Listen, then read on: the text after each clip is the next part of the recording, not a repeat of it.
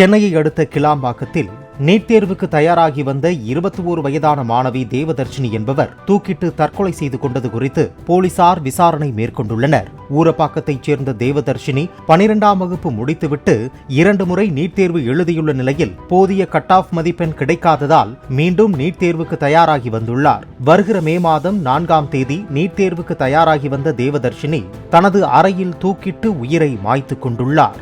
இது குறித்து அறிக்கை வெளியிட்டுள்ள அதிமுக பொதுச் செயலாளர் எடப்பாடி பழனிசாமி, ஆட்சிக்கு வந்தால் நீட் தேர்வே தமிழ்நாட்டில் இருக்காது என்று பச்சை பொய் சொல்லி திமுக ஏமாற்றிவிட்டதாக குற்றம் சாட்டியுள்ளார். திமுக ஆட்சிக்கு வந்த பிறகு நீட் தேர்வுக்கு 19 மாணவ செல்வங்களின் உயிர் பறிபோயுள்ளதாக கூறியுள்ள EPS, உதயநிதி ஸ்டாலினின் நீட் ஒழிப்பு ரகசியம் வெளிவர இன்னும் எத்தனை உயிர்கள் போக வேண்டும் என்றும் வினவியுள்ளார்.